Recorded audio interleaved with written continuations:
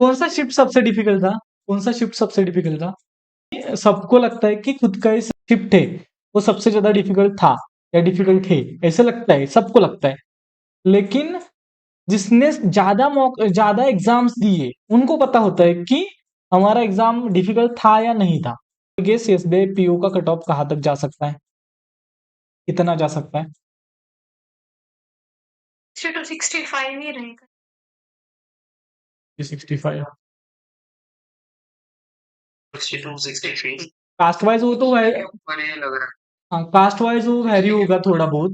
लेकिन लास्ट 2 साल का अगर हमने ये देखा ना एग्जाम, लास्ट ईयर मुझे लगता है मैंने लिख के रखा है कि 541 वैकेंसी थी, तब 66.75 अब हमारा जनरल का कट ऑफ गया था। 2024 में 586 या 600 के अराउंड वैकेंसीज थी, यानी कि थोड़ी सी वैकेंसी उससे ज्यादा, 2025 से ज्यादा, तो कट ऑफ था 61 का। अब 1500 वैकेंसीज है एसबीआई पीओ के लिए, कितनी वैकेंसी है? 1500 वैकेंसी है। यहाँ यानी कि सिंपल लॉजिक लगाया तो भी इतना है कि वैकेंसी ज्यादा है, इसका मतलब कट ऑफ नीचे आएगा, इतनी ज्यादा है, डबल डबल है। लेकिन कितना आ सकता है?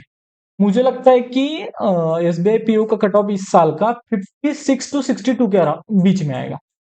जैसे कि पल्लवी या सिमरन या 2-3 और बच्चे जिनका परसेंटाइल 90 प्लस आता था, 85 प्लस आता था और स्कोर भी अच्छा आता था, उनके भी अटेम्प्ट 72 के अराउंड है।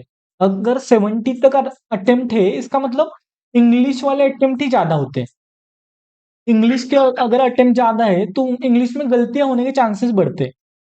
अगर जिनका परसेंटाइल 90 के ऊपर आता था कंसिस्टेंटली एसबीआई पीओ के मॉक्स में, एंड उनका अगर अटेम्प्ट 70 तक गया है, इसका मतलब इतना ज्यादा हाई कट ऑफ नहीं जाएगा, 56 टू 62 के बीच में रह सकता है कट ऑफ, ऐसा मुझे लग रहा है। शिफ्ट ज्यादा डिफिकल्ट था, वहां नॉर्मलाइजेशन होगा, लेकिन नॉर्मलाइजेशन के लिए भी एक्यूरेसी चाहिए।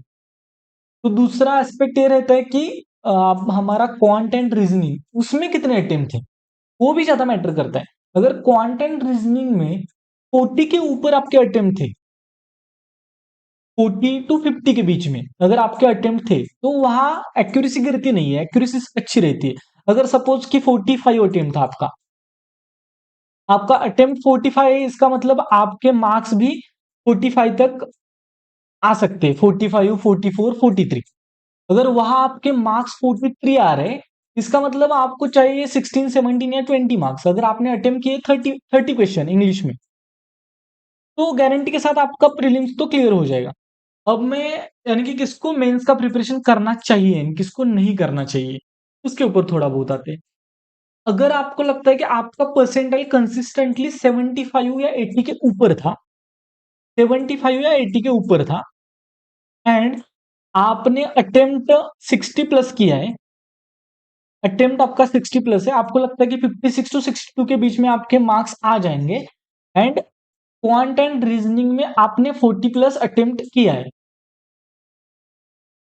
तो आप एसबीआई पीओ का प्रिपरेशन कर सकते हो।